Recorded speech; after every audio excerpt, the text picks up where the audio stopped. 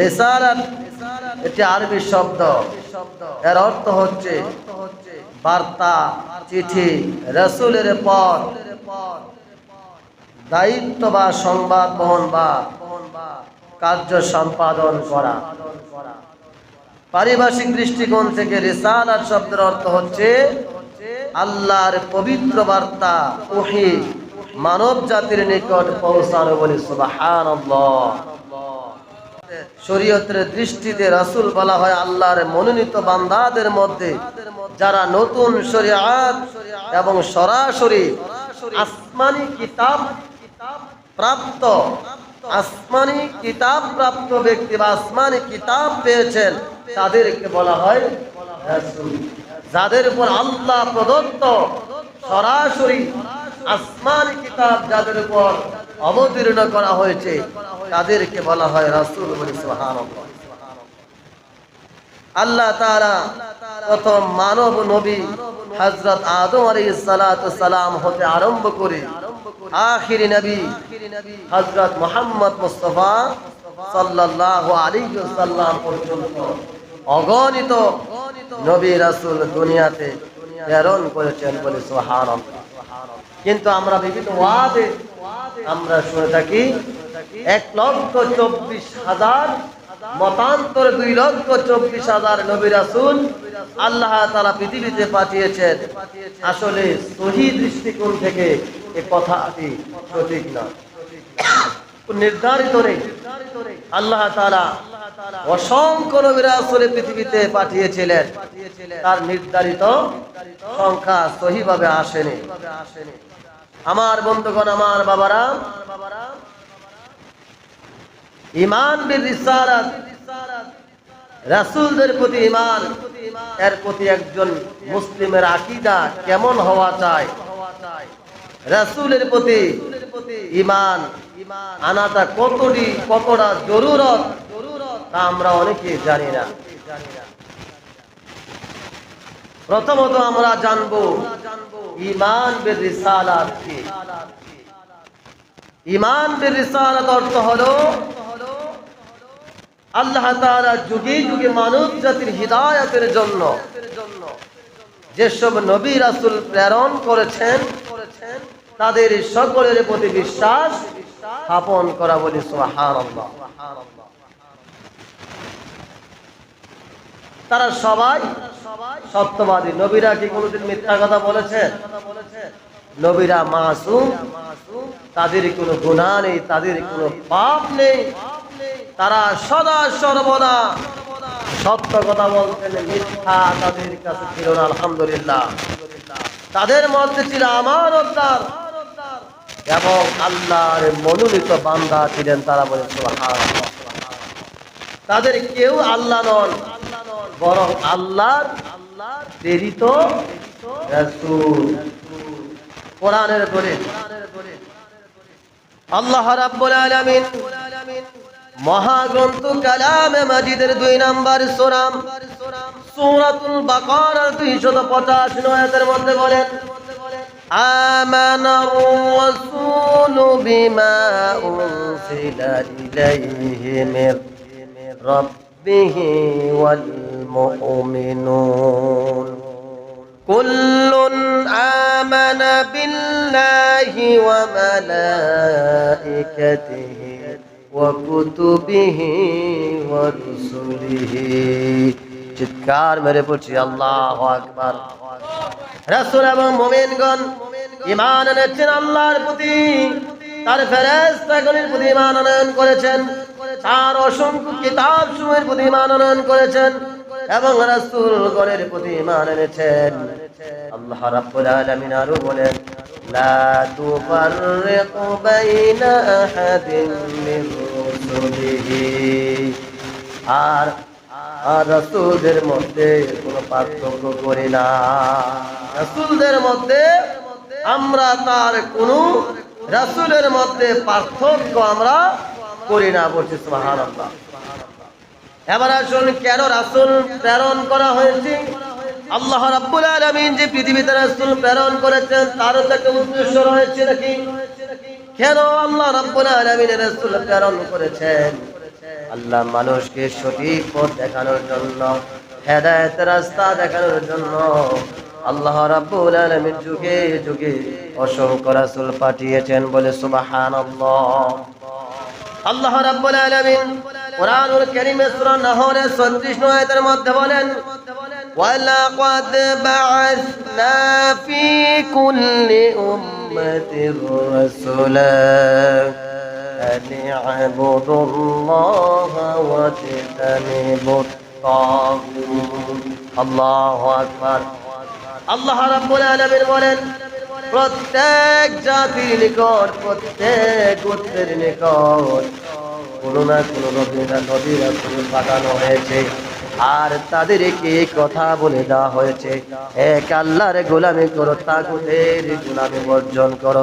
বলছি আল্লাহু আকবার। কার গোলামি?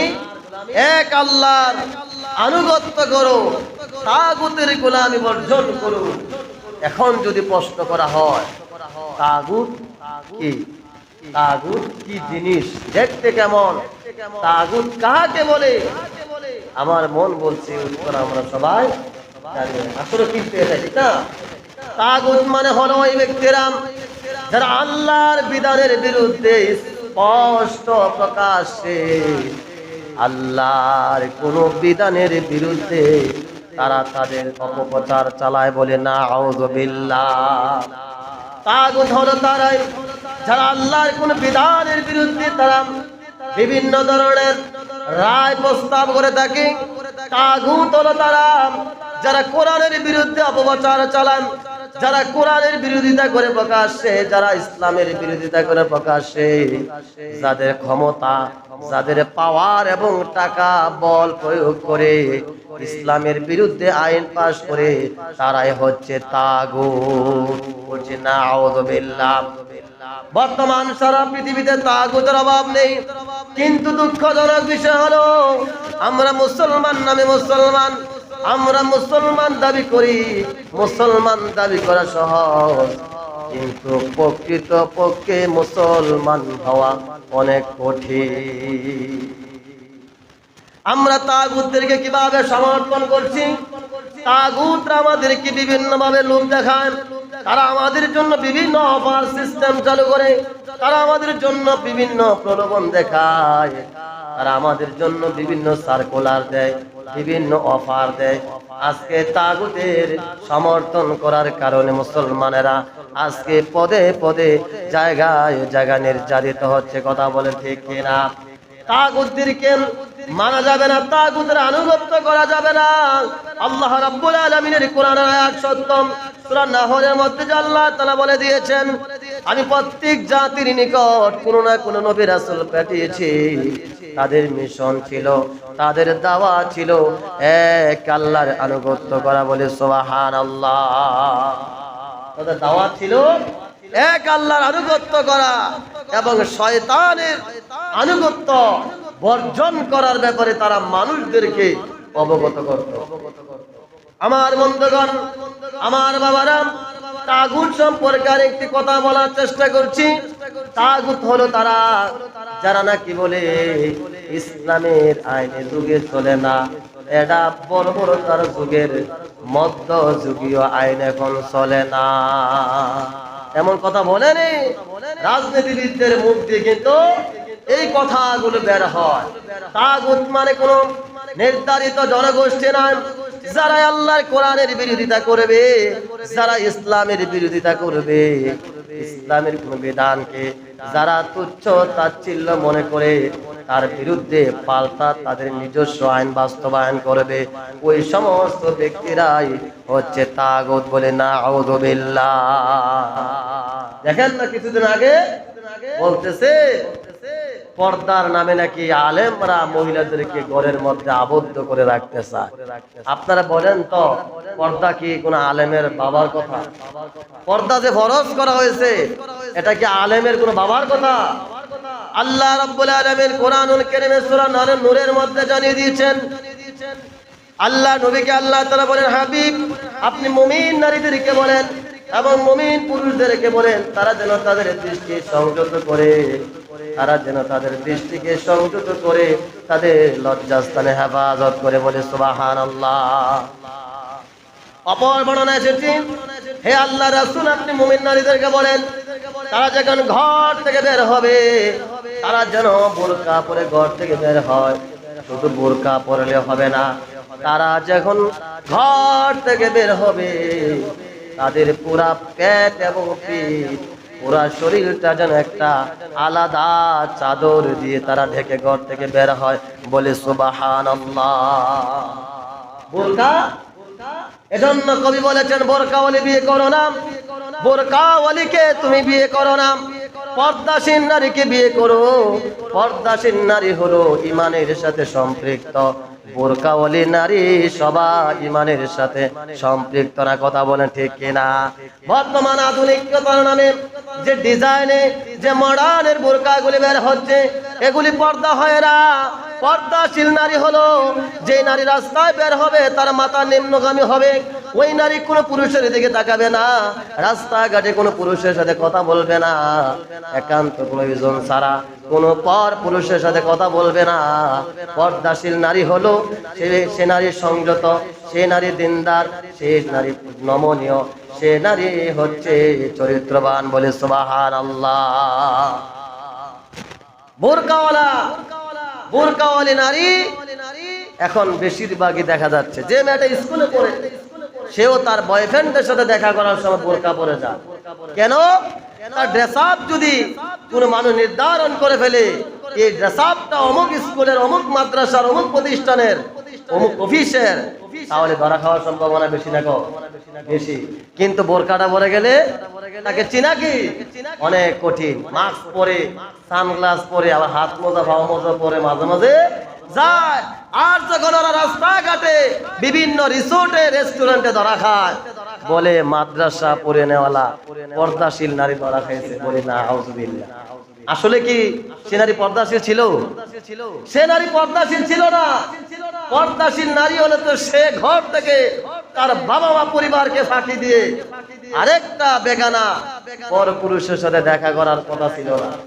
তার মানে হলো লেবাসে সব কিছু মনে করা যাবে না। বর্তমানে কিছু কিছু ব্যক্তিরা মাথায় টুপি, গায়ে পাঞ্জাবি পরে, আবার বর্তমান ইসলামের নামে বাটপারি চলতেছে, জুব্বাও পরে, জুব্বা পরে তার চ্যানেল থেকে তার আইডি থেকে ভিডিও করে খারাপ খারাপ কথা বলে, আর মানুষেরা কমেন্ট করে আলেমদের মুখের ভাষা কত খারাপ। মাঝে মাঝে যখন বেবিচারে ধরা খায় বলে অমুক হুজুর ধরা খেয়েছে অমুক মহিলার সাথে, কিন্তু জরিপ করে দেখা যায় দু একটা হয়তো আংশিক হতে পারে। বেশিরভাগ ইসলামকে কটাক্ষ করার জন্য ভুয়া সাংবাদিকরা মিথ্যা সংবাদ প্রচার করে তাকে কথা বলে, ঠিক কিনা? যারা প্রকৃতপক্ষে আলেম, যারা প্রকৃতপক্ষে দিনের দায়ী, তারা কখনো পরনারীতে আসক্ত হবে না, তারা কখনো জেনা ব্যভিচারে লিপ্ত হবে না। পড়ছি আল্লাহু আকবার। আমার বন্ধুগণ, আমার বাবারা, তাহলে নবী রাসূলদের যে দাওয়াত ছিল আল্লাহর আনুগত্য করা, তাগুতের গোলামি বর্জন করা, এটা শুধু ওই সময়কার মধ্যে সীমাবদ্ধ না। তামাম পৃথিবী যতদিন থাকবে ততদিন আমাদের জন্য এই আয়াত প্রযোজ্য হবে, বলি সুবহানাল্লাহ। আমরাও কার ইবাদত করব? আল্লাহ। দুনিয়ার কোন মানুষের আনুগত্য করা যাবে না, দুনিয়ার কোন তাগুতের গোলামি করা যাবে না। যারা আল্লাহর কোরআনের বিরুদ্ধে 144 দ্বারা 44 আইন জারি করে যারা বিল পাস করে তাদের আনুগত্য গোলামি কখনো মুমিনরা করতে পারে না। কথা বলেন ঠিক কিনা? আমার বন্ধুগণ, আমার বাবারা, রাসূলদের প্রধান দায়িত্ব ছিল 1 নাম্বার লা ইলাহা ইল্লাল্লাহ, তাওহীদের একত্ববাদের দাওয়াত ছিল তাদের প্রধান কাজ, বলে সুবহানাল্লাহ। 2 নাম্বার হচ্ছে শিরক থেকে বিরত রাখা, তাদের কওমদেরকে, তাদের জনগোষ্ঠীদেরকে, তাদের গোত্রের লোকদেরকে তারা অবগত করতেন তোমরা শিরক থেকে বেঁচে থাকো।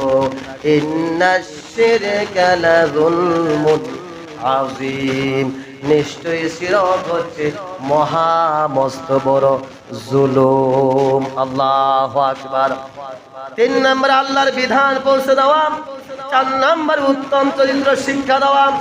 তারা তাদের কওমদেরকে শিক্ষা দিতেন, তোমরা খুলুকে হাসানা, সুন্দর সুন্দর উত্তম চরিত্রবান হও, তোমাদের চরিত্রের মধ্যে যেন কোনো দাগ না থাকে।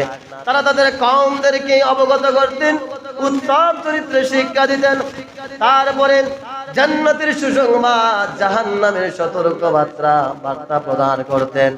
তাদের কওমদেরকে তারা জান্নাতের সুসংবাদ দিতেন, যে জান্নাতের পাশ দিয়ে দুধের নদী, মধুর নদী প্রবাহমান রয়েছে। বলি সুবহানাল্লাহ। যে জান্নাত, যে জান্নাতের মধ্যে সর্বশেষ ব্যক্তিরা প্রবেশ করবে, 10টা পৃথিবীর সমান জান্নাতের মধ্যে আল্লাহ তাআলা তাকে প্রবেশ করাবেন। বলি সুবহানাল্লাহ। এবার আসেন, পৃথিবী কত বড় আমাদের আইডিয়া আছে কিনা? আমরা মনে করি এই যে আকাশ দেখতে পাচ্ছি, তার উপরে কিছু আছে কিনা আমরা কি জানি? পৃথিবী বিশাল একটা জায়গা নিয়ে আল্লাহ তাআলার নির্দেশে এই পৃথিবী অবস্থানে আছেন। এই পৃথিবীর মধ্যে অনেক কিছু রয়েছে। এই যে সূর্য, চন্দ্র, তারকারাজি দেখতেছেন, এগুলি কি ছোট? কত দুনিয়া, কত পৃথিবী মিলিয়ে আল্লাহর যে সৃষ্টিরাজি, বিজ্ঞানীরা তো গবেষণা করতে করতে তাদের হায়াত, জীবন, প্রযুক্তি সব বিলীন হয়ে যাচ্ছে, কিন্তু আল্লাহর সৃষ্টির কুল কিনারে তারা পাচ্ছে? কিয়ামত পর্যন্ত তারা পাবে না। তারপরে রাসূলের বৈশিষ্ট্য ছিল, রাসূলগণ ছিলেন সত্যবাদী। তারা সদা সর্বদা সত্য কথা বলতেন। তারা ছিলেন আমানতদার। আল্লাহর বার্তা পৌঁছে দিতেন, তাবলীগে দাওয়াত তারা দিয়ে থাকতেন।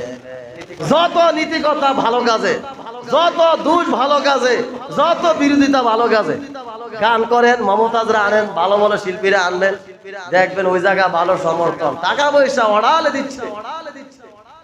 নেতা বলেন, নেত্রী বলেন, চেয়ারম্যান বলেন, মেম্বার বলেন, স্বতঃস্ফূর্তভাবে সমর্থন করে। আর মাহফিল করবেন, জিজ্ঞেস করবে বক্তাকে ওয়াহাবি না সুন্নি, বক্তাকে কিয়াম করে না করে, বক্তা সুন্নি না খারিজি না আহলাদিস না লামাযাবি না শিয়া না জামাত না কওমি না সর্বনাই, এগুলো হয় কিনা? আল্লাহকে এগুলো মল্লে জিজ্ঞেস করবে, বান্দা তুমি জামাত করছো নি, বান্দা তুমি সর্বনাই করছো, জিজ্ঞেস করবে? জিজ্ঞেস করবে না। আল্লাহ জিজ্ঞেস করবে, বান্দা তুমি আমার দ্বীনের দাওয়াত কতটুকু গ্রহণ করেছো এবং কতটুকু মানুষের কাছে পৌঁছে দিয়েছো, তাবলীগ করেছো, আল্লাহর বার্তা পৌঁছে দিয়েছো, কতটুকু আমল করেছো, এগুলি জিজ্ঞেস করবে। এই কাজ সবাইকে করতে হবে, শুধু আলেমরা না, শুধু নবীরা না, ঘরের প্রত্যেকটা ব্যক্তি তাদের প্রত্যেকটা ব্যক্তির পিছনে তাবলীগই করতে হবে, দাওয়াতি কাজ করতে হবে ইনশাআল্লাহ। এবার আসুন, ফাতাহনা, অত্যন্ত প্রজ্ঞাবান ছিলেন তারা। নবী রাসূলুল্লাহ যখন কথা বলতেন, তাদের কথার মধ্যে মাধুর্যতা ছিল, তাদের কথার মধ্যে শালীনতা ছিল। তারা যখন কথা বলতেন, মানুষগুলি হা করে মনোযোগ দিয়ে শ্রবণ করতেন। বলে সুবহানাল্লাহ। সকল রাসূলদের প্রতি ঈমান আনার ব্যাপারে আল্লাহ রাব্বুল আলামিন বলেন, ইন্নাল্লাযীনা ইয়াকফুরুনা বিল্লাহি ওয়া রাসূলিহি, যারা আল্লাহ ও তার রাসূলদের অস্বীকার করে এবং তাদের মধ্যে পার্থক্য করতে যায়, তারা সবাই কাফের। তারা কি? কাফের।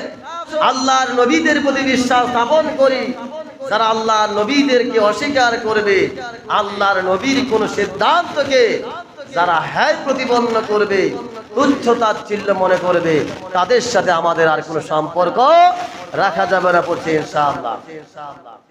আমার বন্ধুগণ, আমার বাবারাম, আমাদের নবী সাল্লাল্লাহু আলাইহি সাল্লামের প্রতি ঈমান আনাম। আল্লাহ তাআলা বলেন, মুহাম্মাদুর রাসূলুল্লাহ। আল্লাহ রাব্বুল আলামিন কুরআনুল কারীমে অন্যত্র মধ্যে বলেন, সূরা আম্বিয়ার 107 নং আয়াতের মধ্যে বলেন ওয়া মা আরসালনাকা ইল্লা রাহমাতান লিল আলামিন। আল্লাহু আকবার। আল্লাহ রাব্বুল আলামিন তার হাবিবের সম্পর্কে বলেন ও আমার হাবিব ও আমার নবী, আমি আপনাকে সমগ্র বিশ্বের জন্য রহমত হিসেবে পাঠিয়েছি। সমগ্র পৃথিবী, সমগ্র বিশ্ব মানে কি? আলহামদুলিল্লাহি রাব্বিল আলামিন। আল্লাহু আকবার। সমস্ত প্রশংসা ওই মহান সত্তার জন্য যিনি সারা বিশ্বের প্রতিপালক রব্বুল আলামিন। আল্লাহ রাব্বুল আলামিন তিনি হলেন সারা বিশ্বের প্রতিপালক এবং তার হাবিবের মর্যাদার কথা বর্ণনা করতে গিয়ে বলেন আমার হাবিব হচ্ছেন সমস্ত বিশ্ববাসীর জন্য রহমত হিসেবে আমি পাঠিয়েছি বলে সুবহানাল্লাহ। প্রত্যেক নবীদের একটা লিমিটেড একটা লোকেশন ছিল। ধরেন হযরত ইব্রাহিম আলাইহিস সালাতু সালামের জন্য একটা দেশ নির্ধারিত ছিল, হযরত মুসা আলাইহিস সালাতু সালামের জন্য একটা দেশ নির্ধারিত ছিল, হযরত ঈসা রুহুল্লাহ আলাইহিস সালাতু সালামের জন্য একটা কওম নির্ধারিত ছিলেন। কিন্তু আমার নবী, দয়ার নবী, মায়ার নবী, প্রিয় নবী, রাহমাতুল লিল আলামিন, তিনি কোন জায়গার, কোন দেশের, কোন জনগোষ্ঠীর, কোন ব্যক্তিদের জন্য নির্ধারিত নয়। তিনি শুধু মানুষদের জন্য নয়, তিনি শুধু জিনদের জন্য নয়, তিনি হলেন আল্লাহর সৃষ্টি জগতের কুল কায়নাতের সমস্ত বিশ্ব জগতের জন্য রহমত হিসেবে প্রেরিত হয়েছেন বলি সুবহানাল্লাহ। কি খুশি হন নাই? কেমন নবীর উম্মত আমরা হতে পেরেছি, যেই নবী হলেন সমস্ত বিশ্ব জগতের জন্য রহমত। সেই নবীর কাছ থেকে আমরা রহমত কি নেওয়া দরকার আছে না? সেই নবীর কাছে রহমত কিভাবে নিব?